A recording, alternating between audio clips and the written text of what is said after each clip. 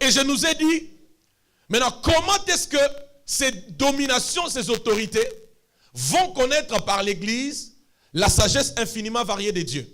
La réponse est en un mot. C'est par la vie transformée des chrétiens. Alléluia. C'est par la vie transformée des chrétiens. Et lorsqu'on parle de transformation ici, je l'ai dit il y a quelques dimanches passés, la transformation est à deux dimensions. Il y a la transformation caractérielle et il y a la transformation... Merci. Il y a la transformation caractérielle, mais il y a aussi la transformation sociale. C'est comme ça que quelqu'un comme Saul est devenu Paul. Pourquoi? Parce que, juste parce qu'il a rencontré Christ, sa vie a été changée. Ou encore, quelque chose de particulier s'est produit dans le caractère de Paul. Alléluia. En fait, qu'est-ce que je suis en train de vous dire encore? Il est temps que par ton caractère, que lorsque les gens te regardent, qu'ils voient Jésus. Le chrétien doit être ou doit devenir la vraie image de Christ. Lorsque les gens cherchent à savoir Jésus c'est qui, Christ c'est qui, qu'est-ce qu'il était, c'est quoi? Parce que vous savez que Genèse jusqu'à l'Apocalypse, on ne parle que d'une personne, c'est Jésus. Je ne sais pas si vous m'entendez. Genèse jusqu'à l'Apocalypse, tout ce que les Écritures disent, les Écritures parlent que d'une personne, c'est de Jésus-Christ. Maintenant, il est temps que le monde, rien qu'en te regardant, qu'il comprenne, c'est Jésus-là, c'est qui? Le monde le comprendra, premièrement, par ta transformation caractérielle. Ça veut dire, lorsqu'il regarde ton caractère, il se rend compte que quelque chose s'est passé dans la vie de cette personne. Et je l'ai dit, il y a trois clés qui nous aident à connaître la transformation caractérielle. Premièrement, il y a la connaissance de Christ. Je peux même dire l'excellence de la connaissance de Christ. Philippiens 3, il dit tout ce qui était pour moi un gain, je le trouve comme de la boue. À cause de l'excellence de la connaissance de Christ. Tu ne peux pas le connaître et rester la même personne. Le jour où tu le connais, ce jour-là, un changement arrive dans ta vie. Amen. Ah, je pensais qu'un chrétien allait bien dire amen. Le jour où tu les connais, c'est le jour où dans ta vie, un changement arrive. À cause de l'excellence de sa connaissance. Ce qui était pour moi un gain, aujourd'hui c'est une perte. J'aimais frapper, j'aimais tuer, j'aimais mentir, je prenais goût à l'orgueil, j'étais voleur, j'étais escroc, j'étais impudique, je vivais dans la haine, dans les calomnies, dans les faux témoignages, quelqu'un est avec moi. Je vivais dans quoi encore? Ajoutez, dans la peur, toutes ces choses. Mais depuis que je l'ai connu, il m'a pris de ces mauvaises choses pour m'amener dans son caractère. Est-ce qu'on est avec moi? Est-ce qu'on est avec moi? La deuxième des choses, pour vivre la transformation caractérielle, c'est de renoncer à tout. L'apôtre Paul dit, à cause de l'excellence de la connaissance de Christ, j'ai accepté de renoncer à tout. Je vais dire à l'église ce matin, l'étape du renoncement, ce n'est pas Dieu qui vient te forcer quelque chose. L'étape du renoncement, c'est ta volonté qui doit accepter de renoncer à ces choses-là. Et ces choses-là, il n'y a que toi qui les connaisses. Dis à ton voisin, il faut accepter de renoncer.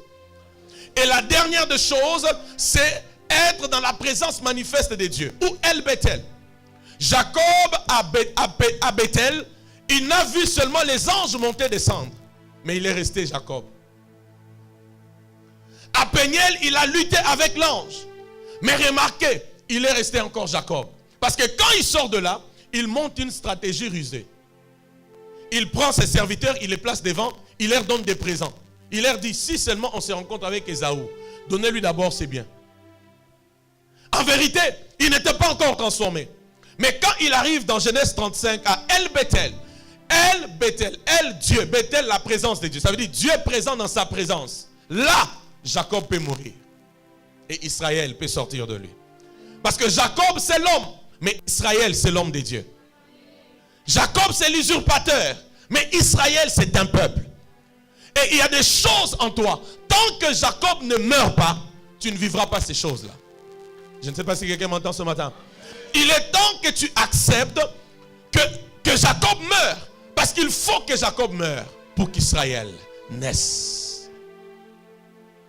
Et ma prière est que ce matin, parce que nous allons même passer à la table du Seigneur, que Jacob meure en quelqu'un.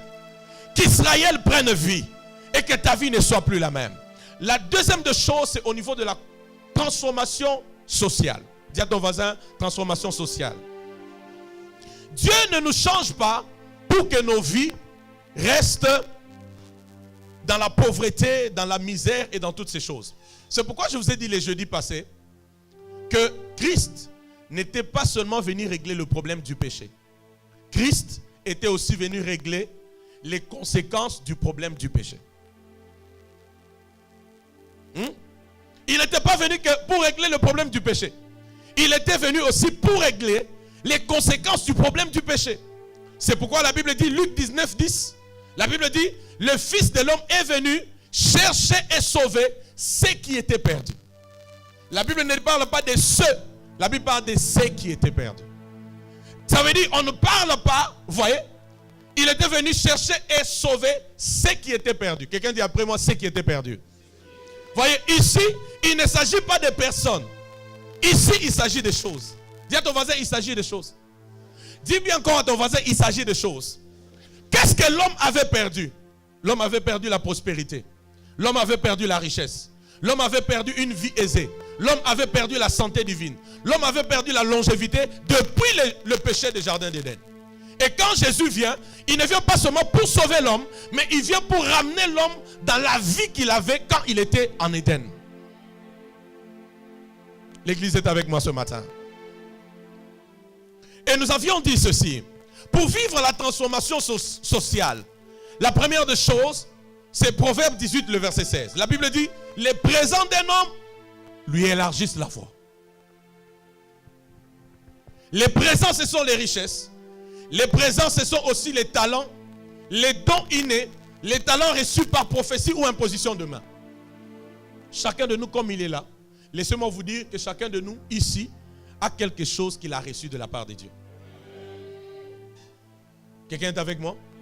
Chacun de nous a reçu quelque chose de la part de Dieu. Et ce que tu as reçu là, il n'y a que toi pour l'avoir. Il n'y a pas deux personnes comme toi qui ont cela. La transformation sociale, elle commence à partir de ce que tu as. Dis à ton voisin, elle commence à partir de ce que tu as. S'il te plaît, dis-lui encore, elle commence à partir de ce que tu as. Dis-lui encore bien, elle commence à partir de ce que tu as. Les retours est faible. Dis-lui, elle commence à partir de ce que tu as. La Bible dit, ouvrez avec moi, on y va. On peut aller dans l'enseignement. Exode 4. La Bible dit quoi? Exode 4.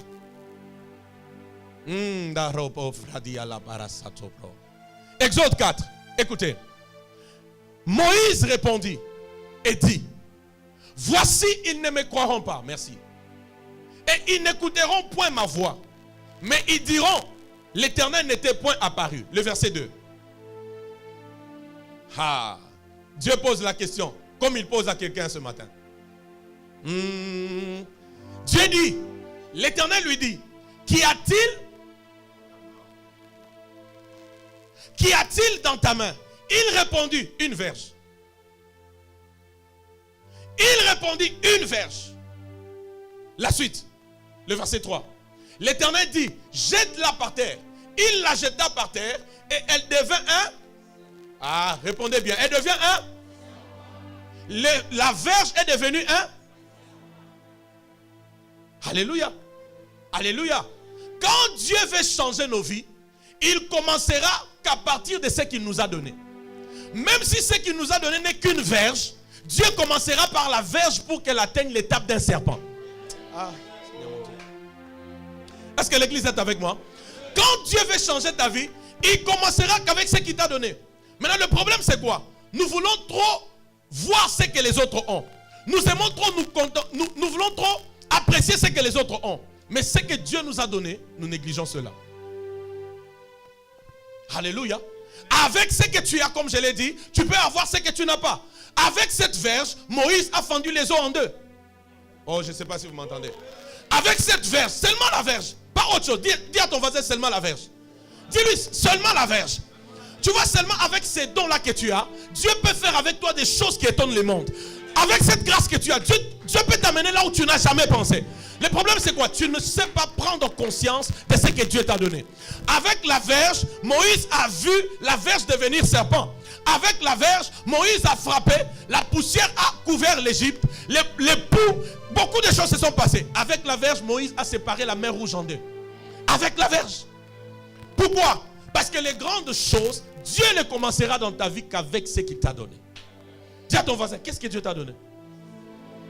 Tout le monde ne sera pas appelé comme ministère.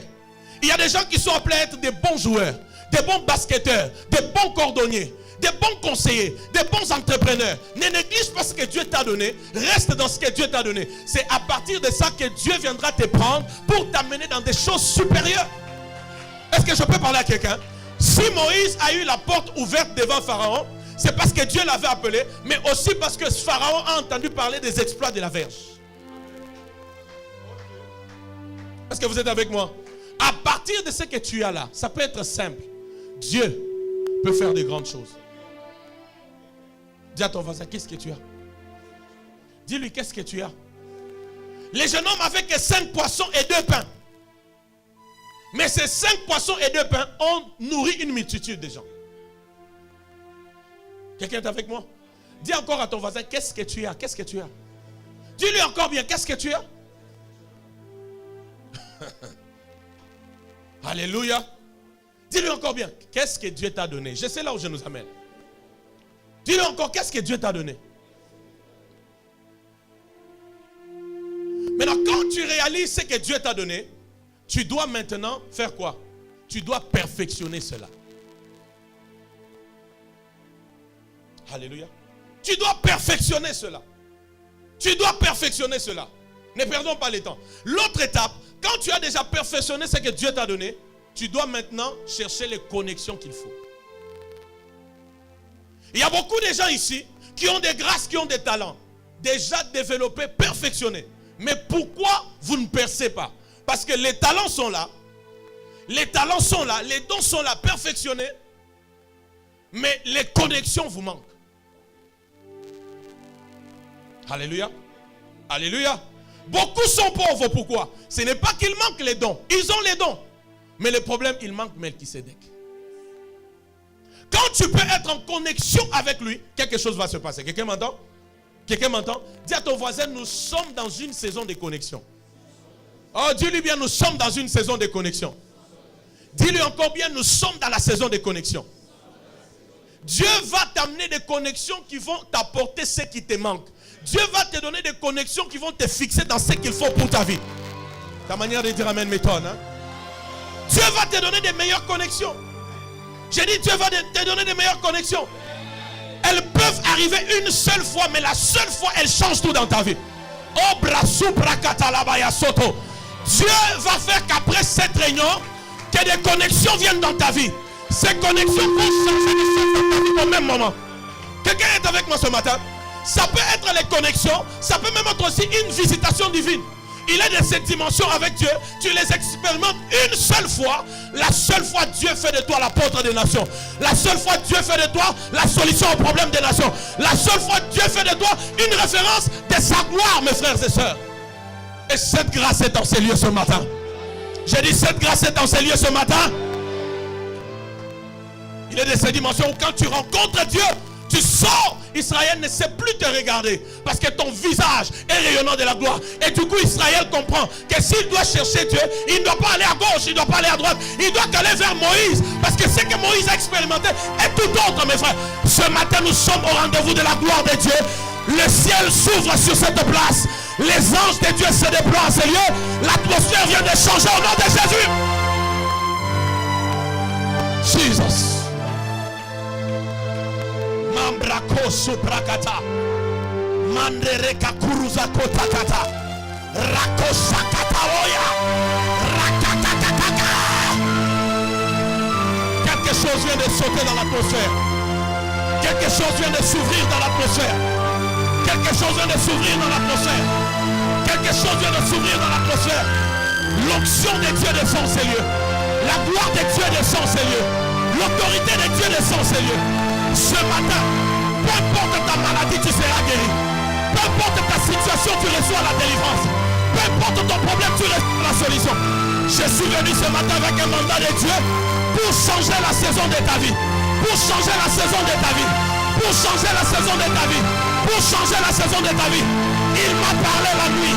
J'étais avec lui la nuit. Je suis resté avec lui la nuit. J'étais avec lui la nuit pour toi ce matin. Il m'a envoyé pour changer La saison de ta vie. Paradoko Sobrakapayala. Keramoko Sakatobaya. La saison de l'humiliation s'arrête. La saison de maladie s'arrête. La saison de la mort s'arrête. La saison de l'ignominie s'arrête. La saison du célibat s'arrête. La saison de l'échec s'arrête. La saison de la mort s'arrête. La saison de maladie s'arrête. La saison du chômage. La saison du célibat s'arrête. In the mighty name of Jesus.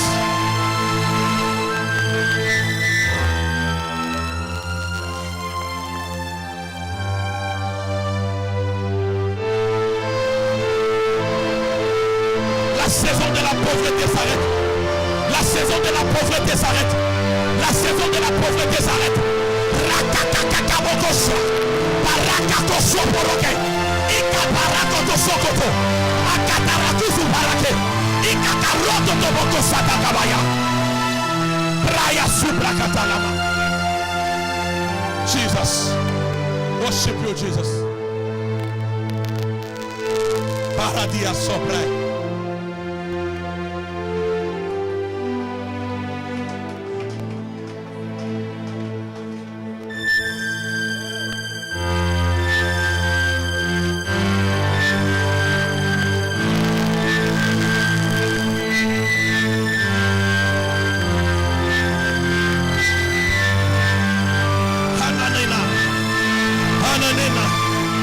Je sens des onctions multipliées.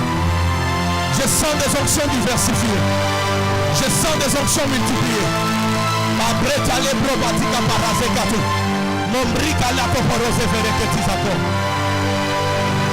Merci Saint-Esprit.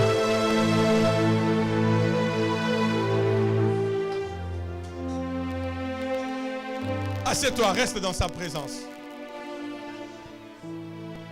Reste dans sa présence. Nous y sommes déjà. Il est temps de ne pas avoir les connexions seulement parce qu'il s'agit des connexions. Je parle en prophète ce matin. Il est temps de ne pas avoir les connexions parce que seulement il faut avoir les connexions. À part les connexions qui arrivent comme ça, sans que tu ne les saches, il y a aussi ce que j'appelle ce matin et que Dieu m'envoie pour t'enseigner, les connexions de la destinée. Tu as besoin aussi des connexions de la destinée. Parce que la vie, un moment, elle arrête la dimension d'être une affaire de fraternité. Elle arrête un moment la dimension d'être une affaire de famille. La vie à un moment devient une affaire de destinée. Même Ésaü et Jacob sortaient d'un même sein, mais ils n'avaient pas la même destinée. À un moment donné, l'affaire d'Ésaü, Jacob, frères d'une même famille, doit s'arrêter. À un moment même, l'affaire qui sont des jumeaux doit s'arrêter. Parce que Ésaü n'a pas la même destinée que Jacob.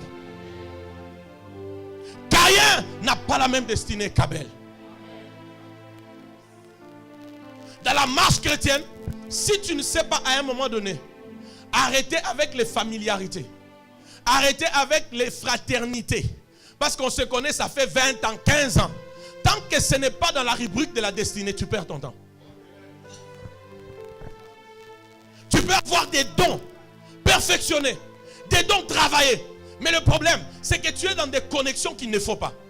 Dieu m'envoie ce matin te dire, il est temps que tu ne sois pas dans les connexions pour être. Il est temps que tu sois dans les connexions de la destinée. Ah, je dis, il est temps que tu sois dans les connexions de la destinée. Dieu n'a pas besoin que tu dises, j'ai 20 amis, j'ai 15 amis, j'ai 30 amis, ainsi de suite. Non, Dieu a besoin de voir que réellement, tu es dans les connexions de la destinée. Est-ce que quelqu'un m'entend? Et ce qui est drôle à Kinshasa, c'est qu'à peine les gens se connaissent, ils sont déjà amis.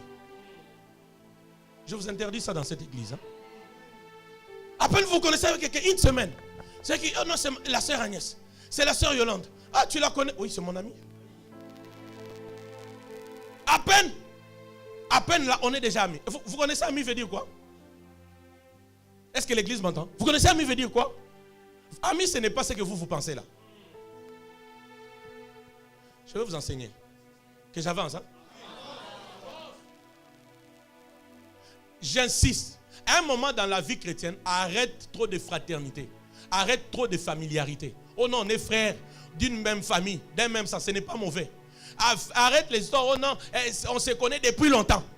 À un moment, il faut arrêter des fraternités qui n'apportent rien, des familiarités qui n'apportent rien, et il faut se concentrer sur la destinée. Bah, si ce n'était pas ça, Dieu ne peut pas être capable de séparer Ésaü d'avec Jacob, Caïn d'avec Abel. C'est pendant qu'ils venaient d'un même sang. Quelqu'un m'entend? Il ne faut pas avoir les amis parce qu'il faut avoir, j'insiste. Vous devez avoir les amis parce que ce sont les amis de la destinée. Ah, j'insiste, il faut avoir des amis de la destinée. Pourquoi? Les connexions de la destinée sont les connexions pour la vie.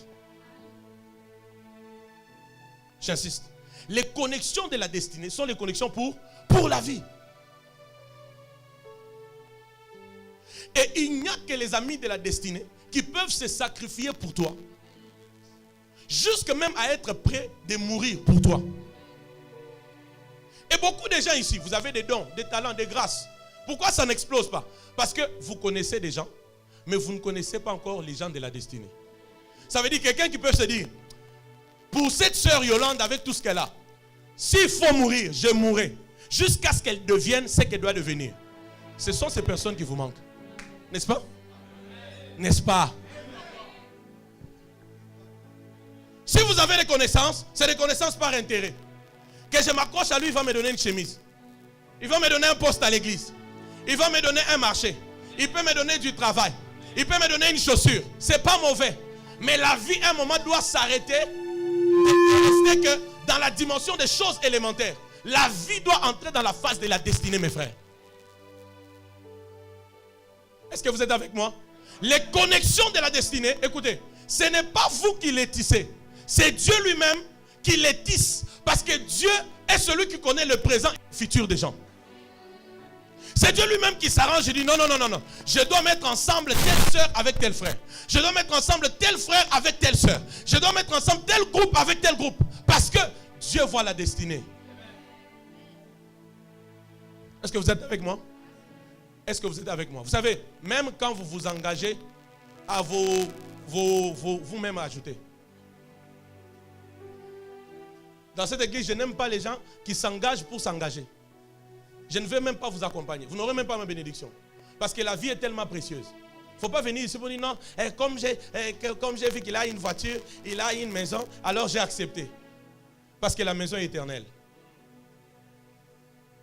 Même quand tu dois faire le choix, que la conscience de la destinée puisse peser. Quand Dieu permet que deux personnes se marient, selon Dieu, c'est parce que Dieu voit les cœurs et il voit la destinée. Tu peux épouser quelqu'un qui n'a pas une longue vie sur la terre. Et en l'épousant dans 10 ans, il est parti. Tu restes veuf 50 ans. Mais Dieu qui connaît les cœurs et la destinée, quand tu te remets à lui, il peut te dire, pas elle. Même si elle te plaît, Dieu peut te dire, pas elle. Quand Dieu te dit, c'est pas elle, frère, accepte. Dieu sait pourquoi. Dieu connaît les cœurs et il connaît la destinée. Et j'interdis à l'église ce matin, il est temps de ne plus avoir les relations pour relations. Il est temps maintenant d'avoir des relations de la destinée. Écoutez, les relations de la destinée peuvent même être juste une seule relation. Et ça résout tout. Ça, c'est mon principe dans les ministères. Ah oui, c'est mon principe. On peut se connaître, on peut parler, on peut rire. Mais les amis, je ne peux pas en citer 2, 3. Est-ce que je peux dire quelque chose? Dieu nous appelle à être des frères en Christ, mais nous ne sommes pas obligés d'être des amis. Maintenant, vous, c'est seulement à peine vous vous connaissez. C'est mon ami. C'est un ami. C'est une amie. Lisez avec moi. Proverbe.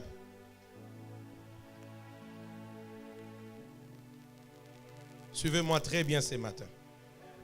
Karabasso Pravadia.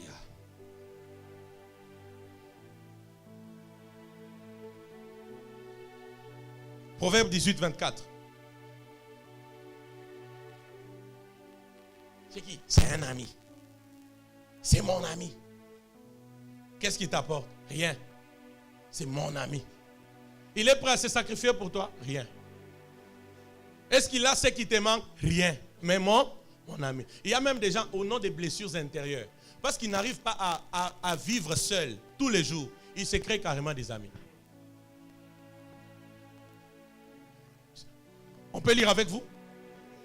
C'est lui qui a beaucoup d'amis. Les a pour son. Celui qui a beaucoup d'amis les a pour son malheur. Mais il est tel ami plus attaché qu'un frère. Et regardez. Celui qui a beaucoup d'amis les a pour son malheur. Mais il est tel ami plus attaché qu'un frère. Maintenant, voyez, l'ami plus attaché qu'un frère, c'est ça l'ami de la destinée. Est-ce que l'église m'entend ce matin? L'ami plus attaché qu'un frère, c'est l'ami de la destinée. J'insiste s'il vous plaît. Ce qui vous manque, ce n'est pas les dons. Certains ici ont déjà réalisé les dons, les talents qu'ils ont. Mais ce qui vous manque, c'est les connexions de la destinée. Des gens qui peuvent être prêts à mourir pour toi. Des gens qui peuvent être prêts à tout sacrifice pour toi. Jusqu'à ce que tu arrives là où tu dois arriver. Que je vous donne un exemple. Il y a un roi dans la Bible qui a eu un garde du corps, mais qui était réellement un ami de la destinée. C'est Saül. Lisez avec moi, 1 Chronique, chapitre 10. 1 à 6. On va lire 1 à 6. Oh, c'est mon ami. C'est mon... Ah. Ami. Regardez, on peut lire avec vous. Les Philistins livrèrent bataille à Israël. Et les hommes d'Israël prirent la fuite devant les Philistins. Et tombèrent morts sur la montagne de Gulboa. Les Philistins poursuivirent Saül. Dis après moi Saül. Et ses fils. Et tuèrent Jonathan, le fils de Saül. Abinadab et Malki-Shua, fils de... Le verset 3. L'effort du combat, s'il vous plaît. L'effort du combat porta sur Saül. Ça veut dire Bitumbe comme Elie Makassi. C'était de trop. Les quoi? Les archers l'atteignirent et le blessèrent. Ça veut dire maintenant ici, le combat est devenu de trop. Saül est blessé. La suite. Saül dit alors à celui qui portait ses armes: tire ton épée et transperce-moi, de peur que ces incirconcis ne viennent me faire subir leurs outrages. Maintenant, regardez. Celui qui portait ses armes ne voulut pas. Car il était saisi de crainte. Et Saül prit son épée et se jeta dessus. Saül est fatigué. Il demande à celui qui portait ses armes: prends l'épée, perce-moi, je dois mourir. Je ne veux pas que ces incirconcis disent c'est à cause d'eux que je suis mort. Le porteur des armes refuse. Saül prend son épée, il monte dessus, il se jette dessus. L'épée le perce, n'est-ce pas? Saül meurt. Dis après moi, Saül meurt. Dis encore bien, Saül meurt. Le verset 5. C'est lui qui portait les armes de Saül. Les voyant morts. Qui est mort? Saül. Voyant Saül mort, se jeta aussi sur... Et fit quoi? Voyant Saül mort, il se jeta aussi sur son épée. Et la Bible dit, et mourut. Le verset 6. Ainsi périrent Saül, etc. Alléluia. Je vous pose la question. Quand ces gardes se jettent sur l'épée là, c'était son affaire. Il n'avait pas une femme et des enfants. Il n'avait pas un planning de la vie. Mais qu'est-ce qui peut l'amener au niveau de se dire, comme Saül est mort, moi aussi, je dois mourir.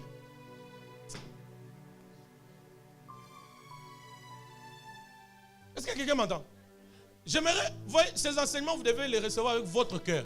Vous allez voir qu'au fait, votre vie stagne parce qu'il y a des choses qui manquent. C'est forcément pas toujours les démons. Est-ce que cet homme n'avait pas une famille? Il n'avait pas une femme. Il n'avait pas un planning. Mais il est prêt à prendre aussi son épée. Sa femme il n'a même pas eu le temps de dire au revoir à sa femme. Il n'a même pas eu le temps de dire au revoir à ses enfants. Il n'a même pas eu peut-être le temps d'arranger tous ses projets, ses entreprises. Il prend son épée, il se perce. Il meurt aussi. Parce que Saül s'est percé. Ça, c'est la dimension d'une relation de la destinée. En d'autres termes, le porteur des armes voulait nous dire qu'il ne voit pas comment il continuera à vivre tant que Saül est mort. En d'autres termes, sa lumière sur la terre, c'était Saül. Comme Saül est mort, je dois aussi mourir. Parce que la lumière est partie. Et quand la lumière part, c'est les ténèbres qui viennent. Je ne saurais plus voir. Je ne saurais plus avancer. Parce que la lumière est... C'est là où je vous amène à un élément important, s'il vous plaît. La relation ou la connexion de la destinée, je vous donne juste une première caractéristique ce matin, a une grande caractéristique. C'est que dans la relation de la destinée ou la connexion de la destinée, vous partagez la même vision. Est-ce que l'église m'entend ce matin? N'ayez plus les amis pour amis. Hein? N'ayez plus amis pour amis. Regardez que la relation de la destinée ou la connexion de la destinée, comment tu peux la reconnaître? Tu verras que vous partagez comme la même vision. Ou encore, c'est comme si vos visions se complètent. Dis à ton voisin, la même vision ou la vision se complète. Hein? Alléluia. C'est comme ça qu'il est de ces gens. S'il vous plaît, suivez-moi. Il est de ces gens. Tu peux le rencontrer à peine une semaine. Mais tu as comme l'impression que ça faisait longtemps que vous vous connaissez. En fait, quand tu essaies de voir ta vie et sa vie, tu te rends compte que sa vision, c'est comme si c'était aussi ta vision. Hein, ça se pénètre. Ça cohabite. S'il vous plaît, quand tu as remarqué quelque chose de pareil, accroche-toi. J'ai dit, accroche-toi.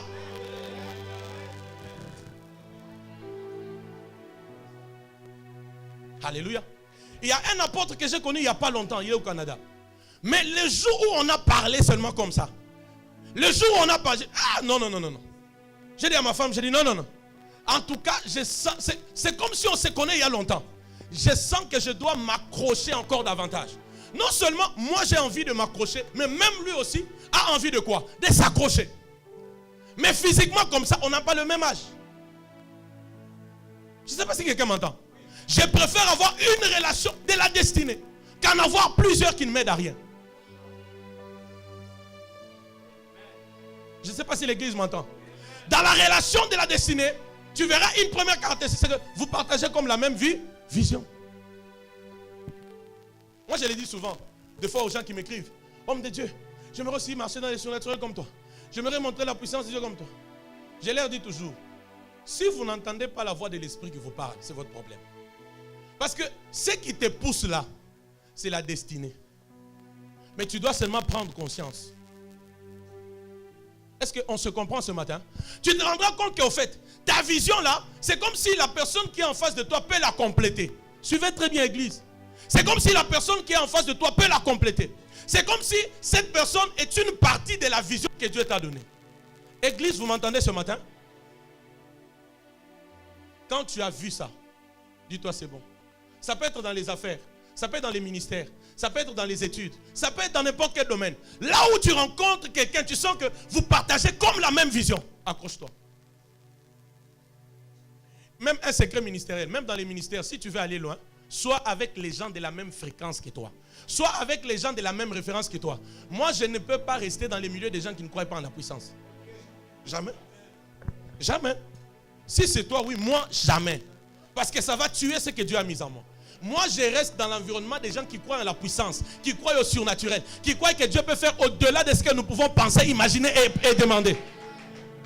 En restant là, c'est là où ce que Dieu a mis en toi va être arrosé. Ça va grandir.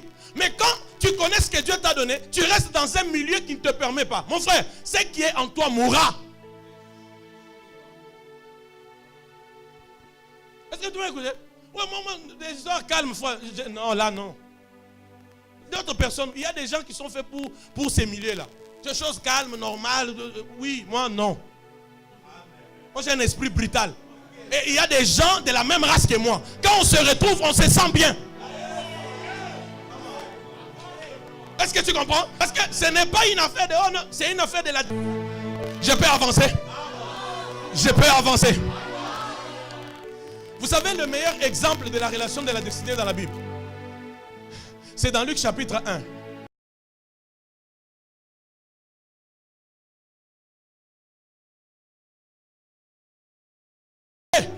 L'ange va chez Marie.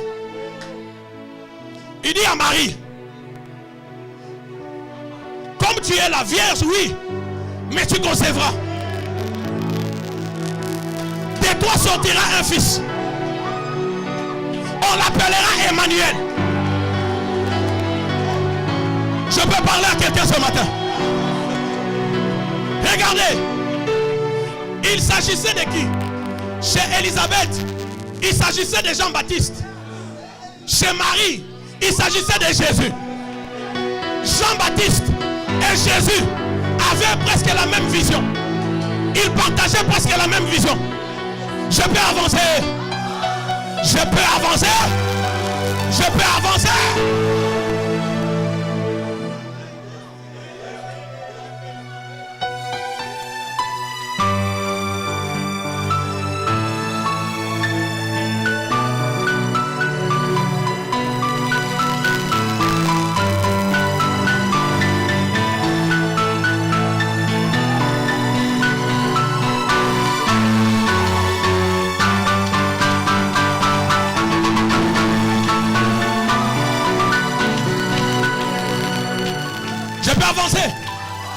Ils partageaient la même vision.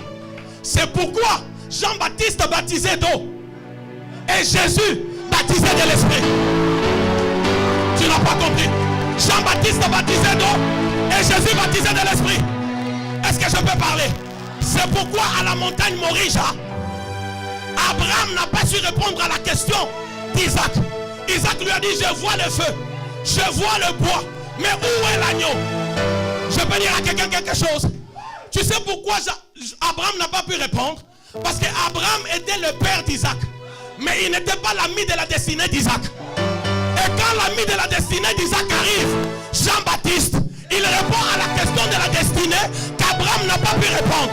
Jean-Baptiste se lève et dit, voici cette fois-ci l'agneau de Dieu qui ôte le péché du monde. La question à laquelle Abraham n'a pas pu répondre, Jean-Baptiste la répond. Parce que Jean-Baptiste et Jésus partagent la même vision, mes frères.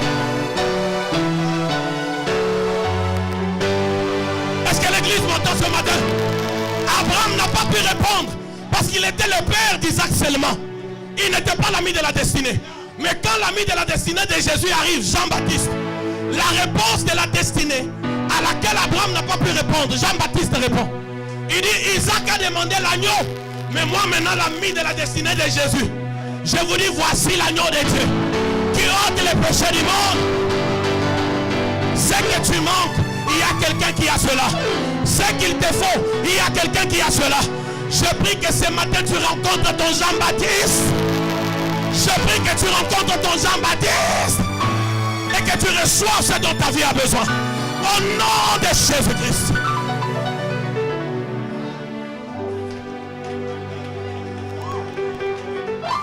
Quelqu'un est avec moi? Ce qui est bien avec Jean-Baptiste, c'est que Jean-Baptiste, Dieu lui permet d'avoir commencé le ministère avant Jésus. Est-ce que je peux dire quelque chose? L'ami de la destinée peut être même moins âgé que toi. Parce que Jean-Baptiste était plus âgé que Jésus. Mais le supérieur n'était pas Jean-Baptiste, c'était Jésus. Il peut même habiter le désert. Il peut se vêtir des habits qui ne sont pas honorables. Il peut manger les vermisseaux comme Jean-Baptiste. Mais quand c'est l'ami de la destinée, accroche-toi. Ce qui est bien avec Jean-Baptiste, c'est qu'il a déjà fait un grand travail. Et quand tu les rencontres, tu n'as plus trop d'efforts à fournir. Je ne sais pas si l'église m'entend. Il a déjà fait un grand travail pour lequel les pharisiens, les sadducéens quittent des contrées éloignées, viennent dans les déserts pour l'écouter. Il a déjà fait beaucoup de choses pour toi. Maintenant, quand Jésus vient, c'est juste pour la mise, la remise et reprise.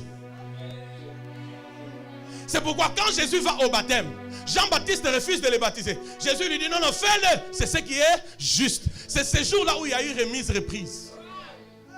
C'est comme ça que juste après, Jésus a commencé aussi à baptiser.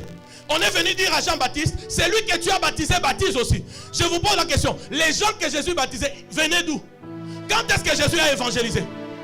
Les gens que Jésus baptisait, c'était les gens qui ont vu Jésus être baptisé par Jean-Baptiste. La différence c'est que au baptême de Jésus, la voix du Père a parlé, l'Esprit est descendu sous la forme d'une colombe. Et les gens ont compris que Jean-Baptiste était l'ombre qui annonçait que la vérité arrive. Jésus n'a pas évangélisé, mais les gens ont suivi Jésus. Parce que c'était des disciples de Jean-Baptiste qui ont suivi Jésus. Est-ce que tu as compris? Est-ce que tu as compris?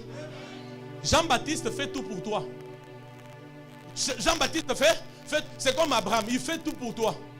Quand toi, Isaac, tu arrives, tu jouis seulement. Dites-moi, qu'est-ce que Isaac a fait de grave dans sa vie? Qu'est-ce qu'il a fait? À part récupérer les puits. Il a fait quoi d'autre? Quelqu'un est avec moi? Quelqu'un est avec moi? J'insiste, je dis à quelqu'un. Ce qui est bien avec Jean-Baptiste, c'est qu'il a déjà tout fait pour toi.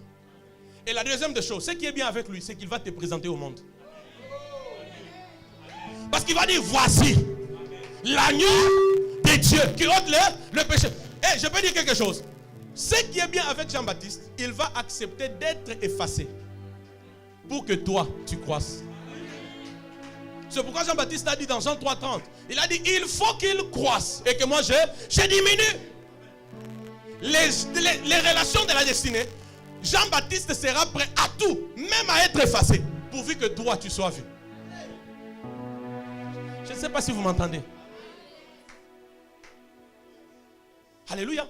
Jean-Baptiste sera prêt à tout. Il voudra disparaître. Il voudra ne pas être vu. Pourvu que lui croisse. Et que moi c'est comme ça juste après. Jean-Baptiste devait mourir. Parce qu'il a accompli sa mission. Laisse-moi te dire que tu as besoin d'un Jean-Baptiste. De quelqu'un qui partage comme la même vision que toi. Qui parle comme le même langage que toi, qui voit les choses comme de la même manière que toi, par rapport à ce à quoi Dieu t'a appelé. Peut-être c'est dans les affaires, dans les business, dans les ministères, je ne sais pas dans quoi. Tu as besoin d'un Jean-Baptiste. Et quand tu trouves Jean-Baptiste, tu te rends compte qu'il avait déjà tout prévu pour toi. La question de la destinée, Abraham n'a pas pu répondre. Parce qu'il était le père d'Isaac, mais il n'était pas l'ami de la destinée. Mais quand Jean-Baptiste, l'ami de la destinée, arrive, il répond à la question à laquelle Abraham n'a pas pu répondre. Il a dit, Isaac voulait voir l'agneau. Moi maintenant, l'ami de la destinée de Jésus, je vous présente. Voici l'agneau de Dieu qui ôte le péché du monde. Quelqu'un est avec moi? Laisse-moi te dire la dernière chose pour arrêter ce matin. Laisse-moi te dire que tel que tu es là, ton Jean-Baptiste est déjà là. Tu vois comment tu dis amen là, ça m'étonne. Je disais, laisse-moi te dire que ton Jean-Baptiste est déjà là. Je disais, laisse-moi te dire que ton Jean-Baptiste est déjà là. Je disais, ton Jean-Baptiste est déjà là. Vous savez, ce qui est bien, c'est qu'il leur envoya sa parole et sa parole est guérie. Ce que je vous enseigne ici, ce n'est que ce qu'il m'enseigne pour vous enseigner. Alors je ne pense pas que sa parole peut venir et retourner sans accomplir la mission pour laquelle il l'a envoyé. Papa Lucien, Jean-Baptiste est là déjà. Il est là. Vous vous rappellerez de ces jours. Je suis homme de Dieu. Jean-Baptiste est déjà là. Hein, maman Yolande? Jean-Baptiste est là. Tu as un projet. Jean-Baptiste est là. Je ne le connais pas, mais je le vois. Jean-Baptiste est déjà là. Même pour cette église, Jean-Baptiste est déjà là. Dis bien amen à cela. Dis bien amen à cela. Pour ta vie, Jean-Baptiste est déjà là. Il peut avoir la forme que les gens ne peuvent pas apprécier. Il aime vivre que dans les déserts. Il se nourrit des vers de terre. Il s'habille incroyablement. Peut-être qu'il a l'odeur du désert. Mais c'est lui. J'ai dit mais c'est lui. J'ai dit bien c'est lui. Dieu veut te bénir, il ne regarde pas aux hommes. Quand Dieu veut te bénir, il regarde ce que les hommes ont pour ta bénédiction. Ça veut dire que ces hommes soient païens comme chrétiens. Ça ne dit rien à Dieu. Ce qui importe pour Dieu, c'est qu'il te donne la bénédiction qu'il a pour toi. C'est comme ça que Joseph, un chrétien, type d'un chrétien, n'est-ce pas, a travaillé aux côtés de qui? De Potiphar. Potiphar était un chrétien.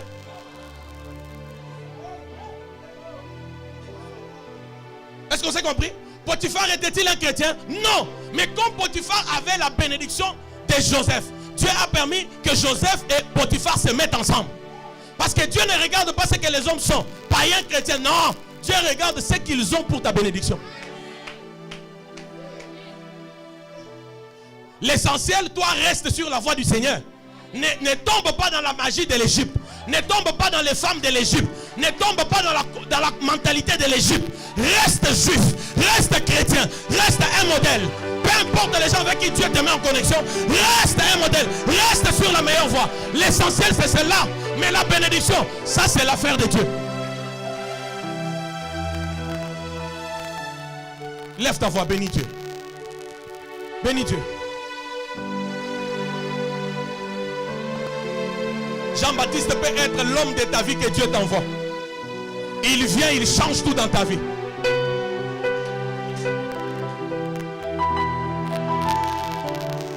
Voici l'agneau de Dieu qui ôte le péché du monde.